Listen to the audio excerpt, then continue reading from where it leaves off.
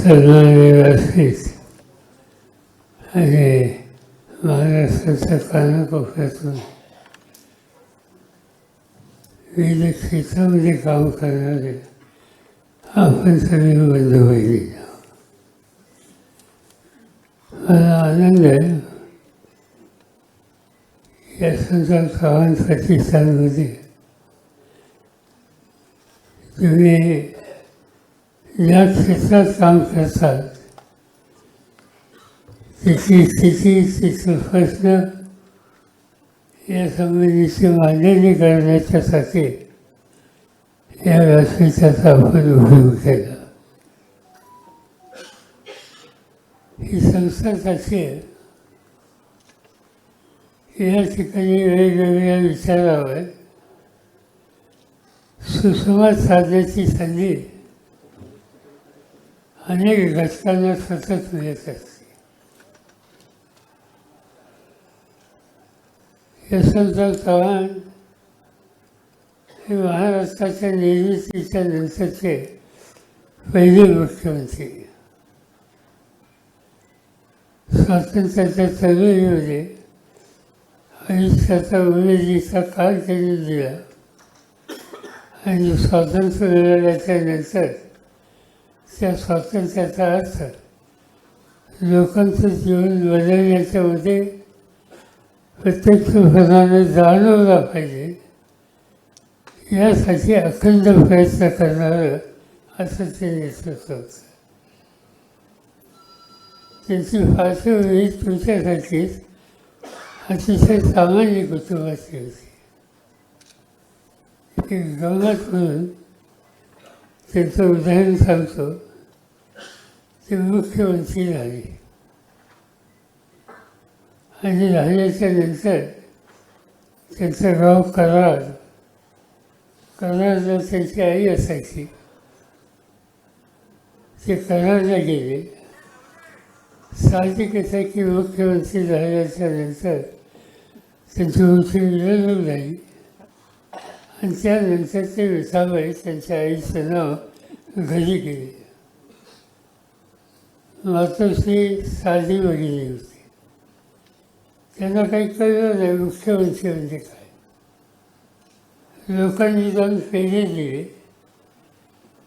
माऊलींनी विचारलं फेरे का दिले. त्याने यशवंतराव मोठ्या जागेवर गेला. आईने विचारलं म्हणजे काय. मोठी जागा म्हणजे काय. तो मामलेदार झाला का तहसीलदार झाला का मामलेदार झाला.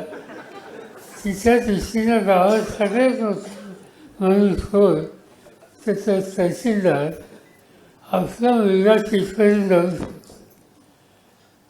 सांगायचं तात्पर्य असं की चव्हाण साहेबांची पार्श्वभूमी अशा साध्या सुध्या कुटुंबातही होती आणि त्यांचं राज्य त्याच पद्धतीनं चालवलं. मी ते मुख्यमंत्री असताना विद्यार्थी चळवळीत काम करत होतो. एक दिवशी महाराष्ट्राच्या विधानसभेमध्ये गॅलरीमध्ये केलं होतं आणि एक ज्येष्ठ विरोधी पक्षाचे नेते एस एन जोशी ते त्या ठिकाणी काही प्रश्न विचारत होते आणि एक तरुण मंत्री त्याचं उत्तर देत होतं. ते उत्तर पेशेला काही फसलं नाही आणि मग पेशेने पुन्हा पुन्हा दोन प्रश्न विचारले. प्रश्न विचारले. तो तरुण मंत्री जो होता, मी नाव घेत नाही त्याचं, त्यांनी सांगितलं अध्यक्षांना की आत्तापर्यंत 3दा मी यांचं उत्तर दिलं पण यांच्या डोक्यात फिरताना काय करू. यशवंतराव हजर होते. पटकन उठले. सभागृहाची माफी मागितली. माझ्या तरुण सहकार्याने या पद्धतीची भाषा संसदेमध्ये वापरायला नको होती. ही चूक झाली. हे सांगायचं कारण चव्हाण साहेबांचा एकंदर सगळ्या संसदीय पद्धती आणि लोकशाहीचे प्रतिनिधी यांच्याबद्दलचा दृष्टिकोन हा काय होता हे या निमित्ताने. आज अनेक प्रश्नांच्यासाठी या व्यासपीठाचा उपयोग आम्ही करत असतो. ज्याचा उल्लेख त्या ठिकाणी शिंदेने केला. मध्यंतरी महाराष्ट्राच्या आदिवासी संस्थेची बैठक घेतली.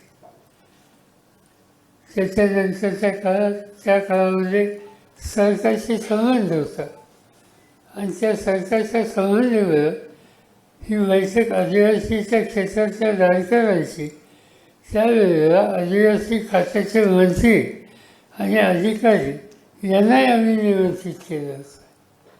त्यातनं एक प्रश्नाची सोडवणूक करण्याची प्रक्रिया सुरू व्हावी ही त्याच्यामध्ये अशी भावना होती. एकदम भटक्या विमुक्तांच्या क्षेत्रामध्ये काम करणाऱ्यांची बैठक घेतली. NGOची बैठक यापूर्वी घेतली, आजही पुन्हा होती. हेतू हा आहे की वेगवेगळ्या क्षेत्रामध्ये काम करणाऱ्या लोकांना एक राज्य पातळीवर कुठेही व्यासपीठ मिळालं पाहिजे आणि ते व्यासपीठ असं असलं पाहिजे की त्यांनी आपली मांडणी केल्याच्या नंतर त्याची नोंद ही कुठं ना कुठे घेतली जाईल. आणि त्याच भावनेनं आज सामाजिक संस्था संघटनेची राज्यव्यापी विचारमंथन आणि निर्धार परिषद या ठिकाणी आयोजित केली होती. विकास रावंडे आणि जयजय गायकवाड यांचं ही जबाबदारी टाकली होती. आणि आम्हाला आनंद आहे की महाराष्ट्राच्या सगळ्या जिल्ह्याचे दौरे गेले, त्या ठिकाणच्या संस्थांच्या जाणकारांशी बोलले, त्यांच्या प्रश्नाची मांडणी जी केली गेली ती एकत्र केली आणि आम्हा लोकांच्या समोर या पद्धतीनं त्यांनी जे काही त्यांचा ऑब्झर्वेशन आहे ते या ठिकाणी ठेवलं.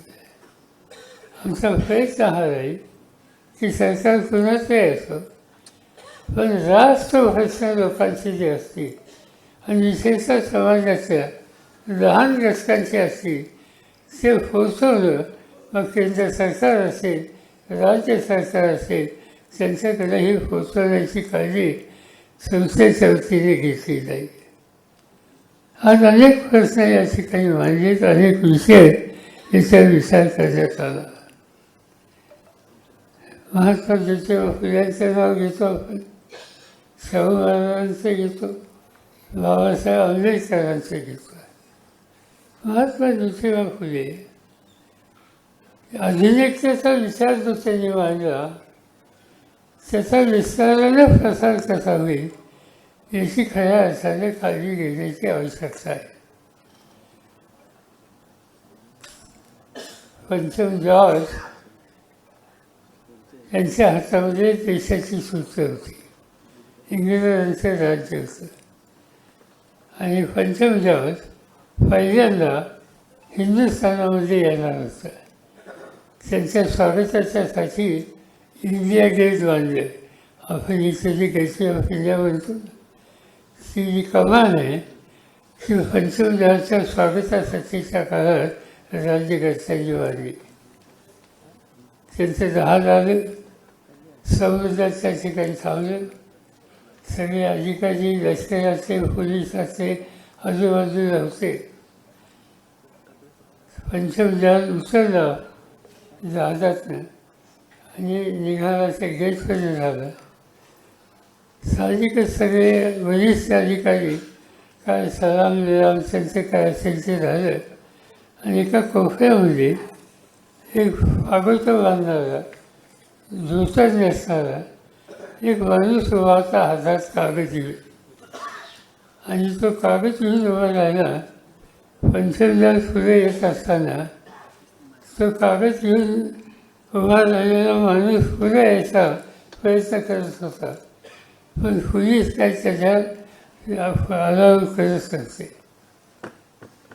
ते पंचम जॉर्जच्या लक्षात आलं आणि त्यांनी सांगितलं पोलिसांना, बाजूला काय यायचं का कागद आहे म्हणजे काय. तो कागद घ्यायचा, तो निवेदन होतं. निवेदन कशाचं होतं, काही प्रश्नांचं होतं. त्यावेळेला दुष्काळ पडला होता मुंबई राज्यामध्ये आणि दुष्काळामध्ये सरकारी खरी खोलायचं काम लोकांना जगण्याच्यासाठी दिलं. त्या गृहस्थांनी जे निवेदन दिलं त्याचा पहिला मुद्दा हा होता की खरी फोडण्याची शिक्षा रयतेला तुम्ही देऊ नका. त्याच्याऐवजी थेंब ना थेंब पावसाचा जो पडतो आणि वाहून जातो तो साचवण्याच्यासाठी काही कार्यक्रम हातामध्ये घेता आला तर तो त्या ठिकाणी घ्या की ज्या पाण्याच्या साठेमुळे भूगर्भाची पाण्याची पातळी वाढेल आणि पाण्याची समस्या सोडवता येईल. खरी होण्याची शिक्षा ही लोकांना देऊ नका. दुसरी मागणी त्याच्यामध्ये होती की हा काम करणारा दुसरा माणूस शेतकरी आहे. जेव्हा शेती एका शेतीने त्याचं धंदा होत नाही त्यासाठी जोडधंद्याची धंदा आवश्यक आहे. आणि जोडधंदा जर करायचा असेल तर गाईच्या दुधाचा धंदा हा त्याचा जोडधंदा होऊ शकतो. पण फिर्या तीच गाई आणि तोच वधू त्यापासून झालेली नवीन पैदास ही उत्तम दर्जाची होत नाही. आणि त्यासाठी विदेशातून वळू पाठवा आणि नवीन जात तयार करण्याच्यासाठी इथे कार्यक्रम करा की जेणेकरून संकलित वाण या देशामध्ये उपलब्ध होईल आणि शेतकऱ्याला दुधाचं उत्पादन वाढू शकेल. मी सांगतो याच्यासाठी की त्या ग्रस्ताचं नाव ज्योतिबा फुले. हे महात्मा ज्योतिबा फुलेंचं नाव आहे. आणि त्या महात्मा ज्योतिबा फुलेंच्या मागण्यामध्ये आधुनिकता होती. त्यांनी ज्या ज्या गोष्टी सांगितल्या त्या जुन्या फुलतात अशा कुठल्या कल्पना हे त्यांनी सांगितलं नाही. आधुनिकतेचा विचार त्यांनी केला आणि आधुनिकतेचा कारण नंतरच्या काळामध्ये शिक्षणाचं सार्वत्रिकरण, महिलांचं शिक्षण या सगळ्या गोष्टीमध्ये सावित्रीबाई असो किंवा ज्योतिबा फुले असो यांचं जे योगदान आहे ते आपण कधी विसरू शकत नाही. आणि ही आधुनिकता ही जाणीवपूर्वक गरजेचं राहू याची खबरदारी त्यांनी घेतली होती. आम्ही नेहमी सांगतो हा फुले आंबेडकर शाहू यांचं राज्य. शाहू महाराज असेच होते, एका वेगळ्या पद्धतीने वागणारे. कोल्हापूरच्या बाहेर त्यांचे जाण्याचं नेहमीचं ठिकाण होतं आणि तिथे शेतीवाडी होती. ते बऱ्याचदा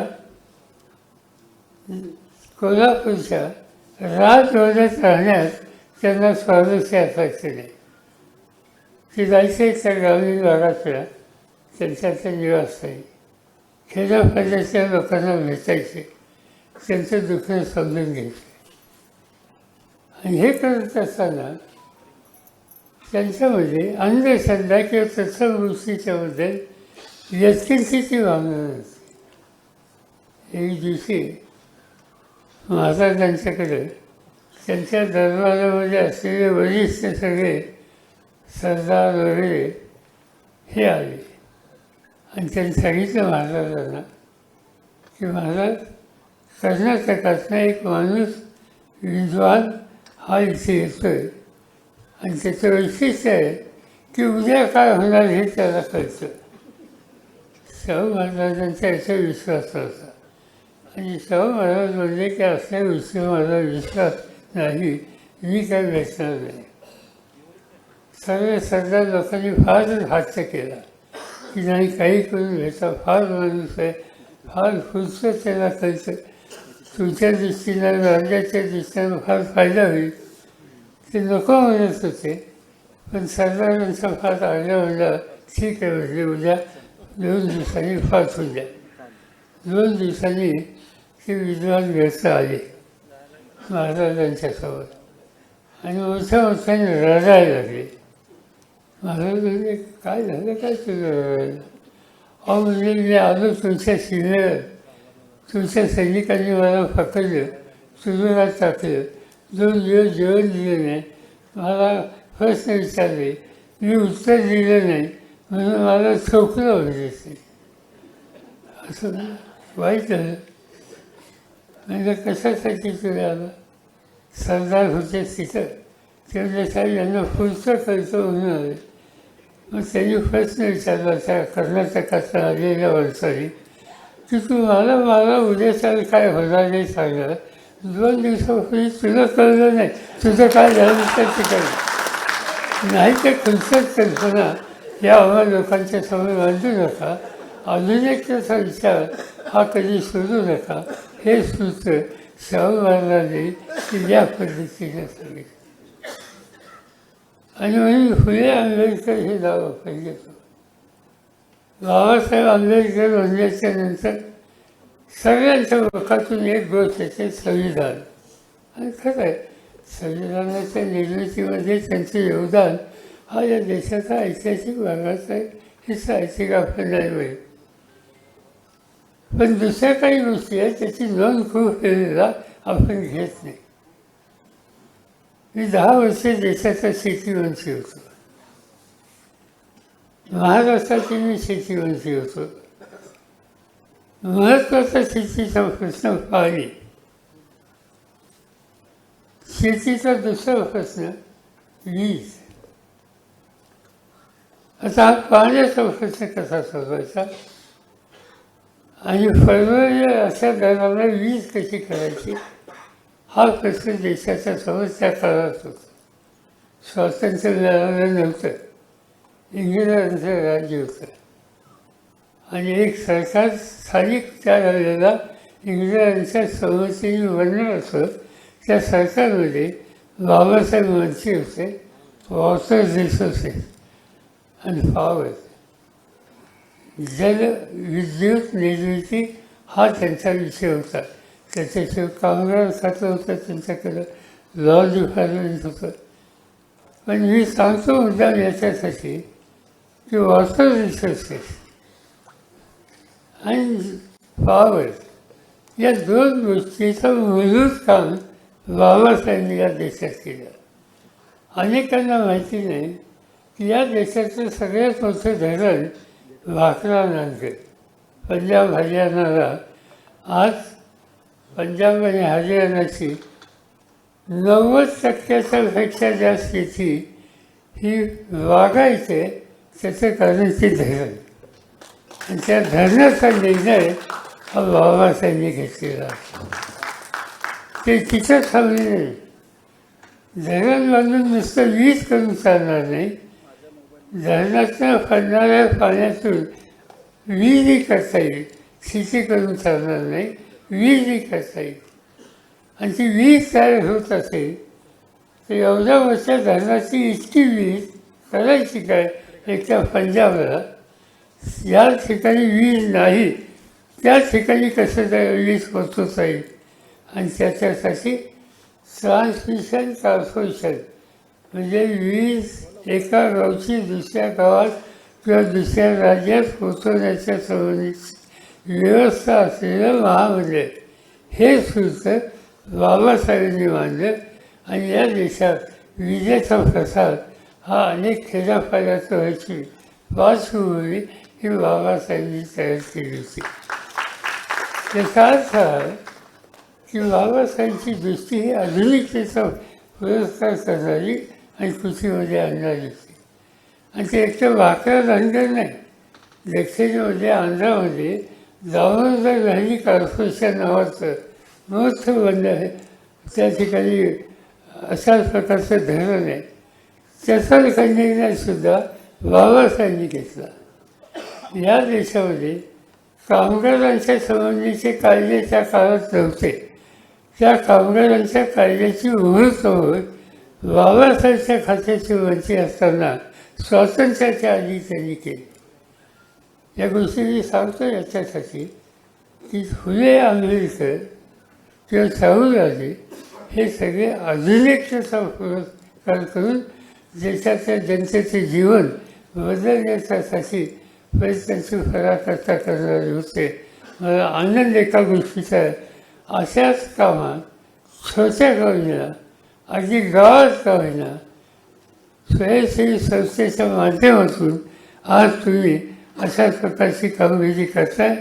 माझ्या मते हे तुमचं काम समाजाच्या देशाच्या दृष्टीनं अत्यंत महत्त्वाचं आहे आणि त्याच्यासाठी समान प्रतिसाद तुमच्या पाठीशी सातत्यानं उभं राहू शकेल. आज तुमच्या या सगळ्या बैठकीमध्ये आणि विशेषतः लावंदे आणि जयदेव गायकवाड हे तुमच्या जिल्ह्यात जाऊन आले आणि तुम्हाला लोकांशी तुमच्या सहकाऱ्यांशी जो काही सुसंवाद साधला त्यातले काही प्रश्न उभे केले त्याची नोंद त्यांनी आत्ता मला दिली. अनेक गोष्टी आहेत. शेतीमालाच्या किमतीचा प्रश्न लोकांनी मांडला, सोयाबीनचा प्रश्न मांडला, कापसाचा प्रश्न मांडला, उत्पादन खर्चाचा विचार करून त्याच्यात लक्ष घालण्याच्या संबंधीची मागणी करतायत. हा आग्रह माझ्या त्यासाठी प्रयत्न करावे लागतील, सरकारला सांगावं लागेल. पहिल्यासारखी स्थिती आता नाही. जनरली या देशाची बरीचशी गरज भागवण्याची ताकद आज या देशाच्या शेतकऱ्यांच्या घामात आहे, त्यांच्या कष्टात आहे. फक्त एकच आहे, त्याच्या घामाची किंमत त्याला चांगली मिळाली पाहिजे हा त्यांचा आग्रह आहे. आणि ती गोष्ट, त्याचा पुरस्कार, त्याच्यासाठी प्रयत्नांची भूमिका ही आपण सगळ्यांनी ही करण्याच्या मुद्द्याची गरज आहे. आणि अनेक अशा गोष्टी आहेत. आता भोजेचा प्रश्न मांडला, आदिवासींचा प्रश्न मांडत असताना एक गोष्ट त्याची या ठिकाणी मांडण्यात आली. मी त्याची चौकशी केली होती आणि ती गोष्ट म्हणजे मीच मुख्यमंत्री असताना एक निर्णय घेतला की लोकसंख्या आदिवासींची जेवढी आहे तेवढीच टक्केवारी बजेटमध्ये त्यांना तरतूद असली पाहिजे आणि ते आम्ही सुरू केलं. अलीकडे त्याच्यात काही बदल झाला असं म्हणतात. मध्यंतरी मी माहिती घेतली. 9% लोकसंख्या 9% तरतूद आहे, पण ती तरतूद 100% आदिवासींच्यासाठी वापरली जाते असं दिसत. दाखवलं काय जात आहे. तुम्ही बघा, महाराष्ट्राची बहुतेक धरणं जी आहेत, ज्या ठिकाणी आदिवासींचं वास्तव्य आहे त्या ठिकाणी धरण आहेत. मग ते धरण बांधायचं असेल, तिथला रस्ता करायचा असेल, तिथं कौशलता विकासाची जी आहे ती करायची असेल तर त्यासाठी जी गुंतवणूक केली जाते ती आदिवासी राहतात त्या ठिकाणचं धरण आहे आणि त्यामुळं ती रक्कमसुद्धा त्या 9% दाखवली जाते. ही फसगत एकाच दृष्टीनं त्या भागातल्या या आदिवासींची आहे आणि म्हणून याबद्दलचा प्रश्न या ठिकाणी मांडला. त्याची नोंद ही आपल्याला घ्यावी लागेल. सरकारला या संबंधीचा आग्रह आम्ही मानूया. कुणी सरकारमध्ये येईल त्यांच्यासमोर, कारण आदिवासींच्या दृष्टीनं हा प्रश्न अत्यंत महत्त्वाचा आहे. आणखी अनेक प्रश्न तुम्ही या ठिकाणी मांडले. समाजात काही शैक्षणिक प्रश्न आहेत. अलीकडच्या काळामध्ये सगळ्यात धक्कादायक गोष्ट अशी, काही हजार शाळा राज्य सरकार बंद करण्याचा निकाल घेतला. शाळा बंद करणं याचा अर्थ पुढची पिढी ही उद्ध्वस्त करण्याच्या दृष्टीनं पावलं जातं आणि त्यामुळे सरकार कोणाचा येऊया या शिक्षण पद्धतीमध्ये काही नवीन सूत्र मांडून मूलभूत अधिकाराच्यापासून नव्या पिढीला शिक्षणाच्या क्षेत्रात आपण वंचित करत असू तर ही गोष्ट महाराष्ट्राच्या देशाच्या हिताची नाही आणि त्यासाठी आपल्याला सामूहिक प्रयत्न हे करावेच असतील. त्याच्यामध्ये माझ्या मनात शंका नाही. काही घटक आहेत. अलीकडच्या काळामध्ये महिलांच्यावरचे अत्याचार ही गोष्ट रोजचं वर्तमानपत्र काढलं तरी कुठला कुठे दाखवायला. एक ठाणे जिल्ह्यामध्ये प्रकार झाला महाराष्ट्रात, त्याच्यामुळे प्रचंड अस्वस्थता दिसते.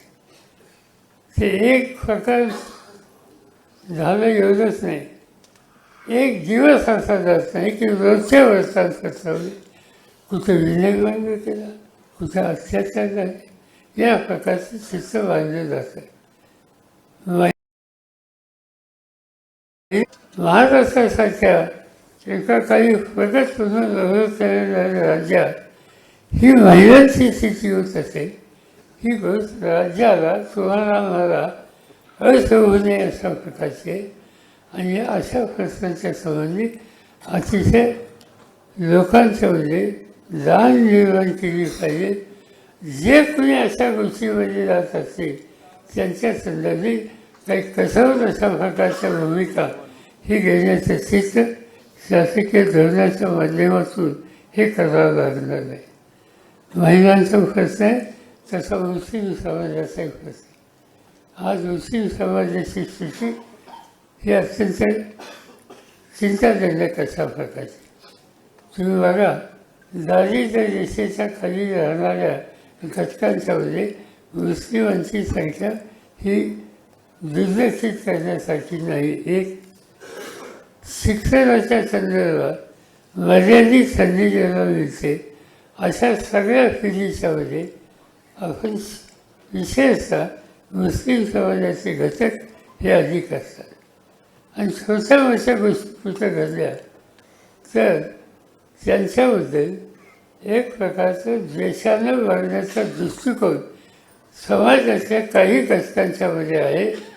आणि तो दृष्टिकोन ज्यांच्यामध्ये आहे असे घटक सातत्यानं मुस्लिम आणि तत्सम घटकांच्या संदर्भात अन्य घटकांच्यामध्ये अक्षाची भावना कशी होईल याची काळजी घेत असतात. आणि हे सामाजिक ऐक्याच्या दृष्टीनं अत्यंत घातक आहे.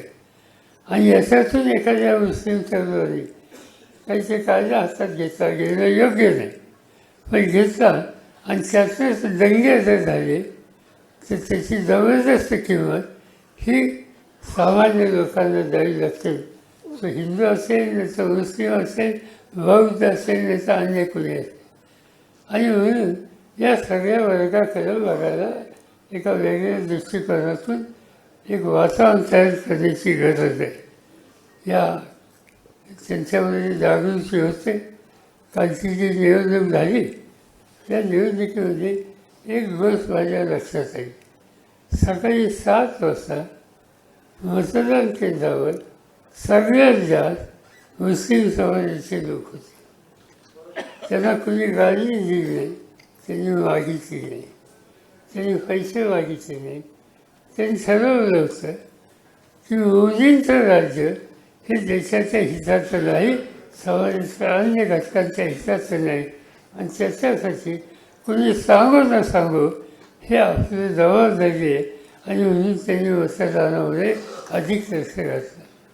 आणि आज या ठिकाणी बोलत असताना एका सरकारने सांगितलं ती गोष्ट खरी आहे की हल्ली ठिकठिकाणी काही ज्यांचा पराभव झाला अशा संस्था, अशा संघटना जाऊन मुस्लिमांच्या घरादाराच्या भागात विचारतात, तुमच्या पत्रात काय पाहिजे, यांनी काय मिळणार आहे तुम्हाला. म्हणजे पुन्हा एकदा त्यांच्यावर दंतफळ घालण्याचं काम आज कुठे ना कुठे होतं. ही चिंताजनक गोष्ट आहे. आणि त्याचा विचार आपल्याला करायचा. याचा अर्थ या सगळ्या वर्गाला बाकीचा सगळा घटक आणि धैर्य आणि त्यांच्या पाठीशी आहोत हा आत्मविश्वास त्यांना वाढेल अशा पद्धतीचं काम हे करण्याची गरज आहे. ते वातावरण करण्याची आवश्यकता आहे. आज काही गोष्टी घडतात. गेले 2-3 दिवस महाराष्ट्रामध्ये शिवाजी महाराजांचा पुतळा मालवणचा त्याच्यात काही गोष्टी झाल्या. आज हे कशाचं घडलं? हे घडलं त्याचा स्वच्छ अर्थ की हे काम करण्याची जबाबदारी ज्यांच्यावर होती त्या कामाचा दर्जा जो असायच्या होतीची अपेक्षा होती त्याची पूर्तता झाली नाही. आणि मुख्यमंत्र्यांनी सांगितलं, अन्य लोकांनी सांगितलं की अमुक 56 किलोमीटर वेगानं वारा आला, त्या वाऱ्याने पुतळा. आज या ठिकाणी इंडिया गेटला शिवाजी महाराजांचा पुतळा आहे. माझ्या मते तो काहीतरी 1907 साली झाला. समुद्र समोर तिथे वारा आहे. इतक्या वर्षात तो पुतळ्याला काही झालं. शिवाजी पार्क तिथं छत्रपतींचा पुतळा आहे. पाठीमागं समुद्र आहे, तिथं वारा आहे, तिथं फुटायला काही झालं नाही. नेमकं इथंच कसं झालं? याचा अर्थ त्या कमालाचा दर्जा हा योग्य नव्हता किंवा ज्याला काम दिलं तो त्यांच्यात त्याची कुवत तेवढी नव्हती, त्याला अनुभव. मग घाईघाईने केलं गेलं का? प्रधानमंत्री जाणार होते, नरेंद्र मोदी त्या ठिकाणी जाणार होते आणि ते जातात त्यावेळेला पुतळ्याचं उद्घाटन त्यांच्या हस्ते करायचं. हा आग्रह होता. त्या आग्रहापोटी त्या पुतळ्याच्या संबंधीची कामाच्या क्वालिटी, त्याचं ठिकाण आणि ते करण्याच्याबद्दलचा अनुभव या सगळ्या गोष्टीचा विचार न करता या सगळ्या गोष्टी उभ्या केल्या गेल्या आणि शेवटी आज काय घडलं हे तुम्ही मी सगळेजण या ठिकाणी पाहतो. याचा अर्थ हा आहे की आजचं सरकार हे सत्तेचा गैरवापर करून अनेक निर्णय घेतं, ज्या निर्णयामध्ये भ्रष्टाचाराला प्रोत्साहन हा त्याचं सूत्र असतं आणि त्या पद्धतीनं पावलं टाकली हे अनेक ठिकाणी बघायला मिळतं. त्याचा उल्लेख आधीच्या वाचकांनी केला. आता रिलीज नवीन बांधलं त्याला त्याच्या पडले म्हणून बातमी आली. मोठे मोठे रस्ते बांधले तिथं काही गोष्टीची कमतरता म्हणून तक्रारी त्या ठिकाणी येतात. याचा अर्थ स्वच्छ आहे. या ज्यांच्या हातामध्ये सत्ता आहे त्या सत्तेचा उपयोग योग्य पद्धतीनं राज्याच्या उभारणीसाठी करण्याचं सूत्र हे ह्या लोकांच्याकडून पाळलं जातं आणि सांगितलं काय जातं. पुतळा पडला, माफी मागितली, प्रधानमंत्र्यांनी माफी मागितली. प्रधानमंत्र्यांनी माफी मागितली टेलिव्हिजनवर मी ऐकलं होते, मला माहिती नाही तुम्ही त्यांचं भाषण ऐकत आहे. त्यांनी माफी मागितली आणि लगेचच सांगितलं की सावरकरांच्यावर टीका टिप्पणी केली जाते, त्यांच्यावर त्यांनी टीका केली, त्यांनी कधी माफी मागितली नाही. शिवाजी महाराजांचा पुतळा पडला, विषय काय? लोकांच्या ते आश्वासक आहे. सावरकरांचं या ठिकाणी सावरकर या देशाच्या स्वातंत्र्यासाठी अनेक वर्ष तुरुंगामध्ये गेले, हा त्याग त्यांनी केला हे आपण मान्य करू. पण सावरकर आणि शिवछत्रपतींची यांची चर्चा होऊ शकते एकत्र. हिंदवी स्वराज्याची स्थापना त्यांनी केली, मिळालेली सत्ता ही जनतेला भोसल्यांची सत्ता आहे असं कधी वागायची स्थिती आणली नाही. रयतेचं राज्य स्थापन करण्याचा विचार त्यांनी मांडला. त्या शिवाजी महाराज त्यांची तुलना आज देशाचे प्रधानमंत्री कशा पद्धतीने करतात आणि त्यातनं माफी मागितली हे सातत्याने सांगितलं जातं. याचा अर्थ हा की चुकीच्या गोष्टी, चुकीचे विचार त्याला तुम्ही प्रोत्साहित करता आणि ते अंगाशी आले किंवा माफीच्या नावानं आपली सुटका करण्याचा हा प्रयत्न त्या ठिकाणी करत असतो. आणि त्यामुळं आज अशांच्या हातामध्ये पुन्हा एकदा सत्ता देशाची द्यायची, राज्याची द्यायची हा विचार करायचा आहे. माझा आग्रह एकच आहे, मी काही निवडणुकीच्या काळात जे काही बोलायचं असेल तुम्ही बोलाल, आम्ही बोलू, प्रत्येकाची होतं असतात. पण या राज्यामध्ये विविध क्षेत्रामध्ये व्यक्तिगत स्वार्थाची कशाची अपेक्षा न करता समाजाच्यासाठी काम करणाऱ्या तुम्हा लोकांच्यासारखे अनेक सामाजिक आणि स्वयंसेवी संस्था आहेत. त्या संस्थेची प्रतिष्ठा राहिली पाहिजे. त्यांच्यामार्फत त्यांनी आता घेतलेलं काम गतीनं होईल याच्यासाठी अनुकूल असं वातावरण केलं पाहिजे. आणि कुठं त्यांना अडचणीचे दिवस आले, संकटाचे दिवस आले तर बाकीच्या अन्य घटकांनी त्यांच्या पाठीशी उभं राहून त्यांच्या कामाला अखंड प्रोत्साहित केलं पाहिजे.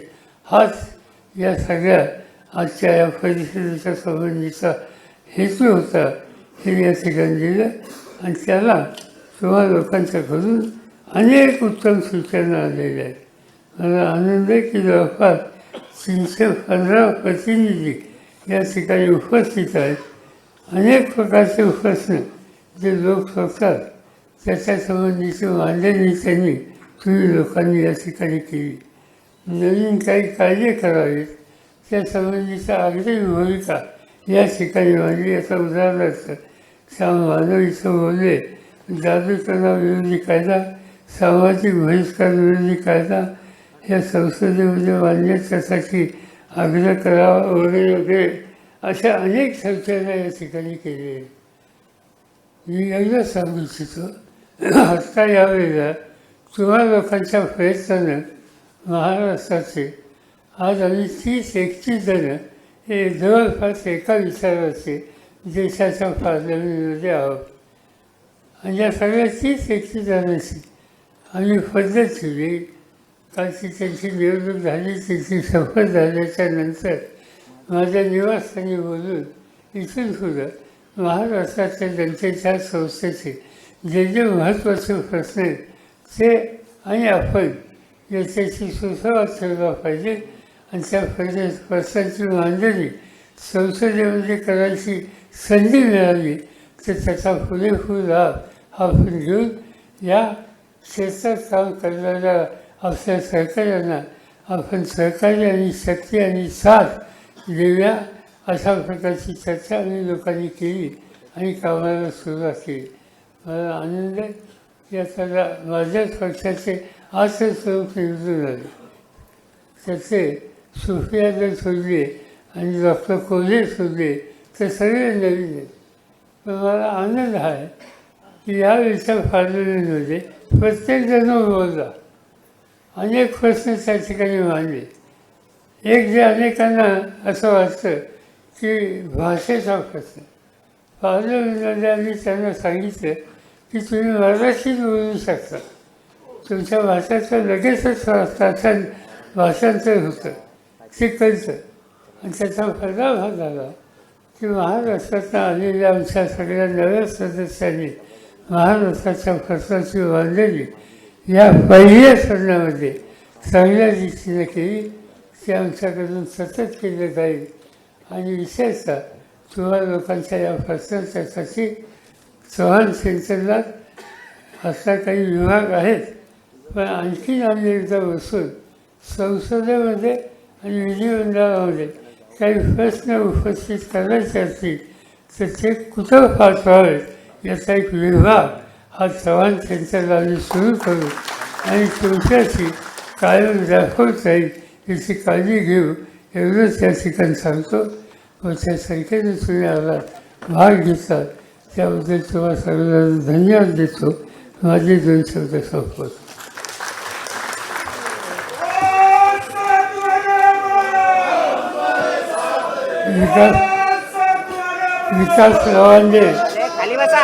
विकास लवांडे यांचा कर्ता कवीचा कार्यकर्ता याची 3री आवृत्ती आज तुम्हा सगळ्यांच्या साक्षीनं या ठिकाणी प्रसिद्ध होते.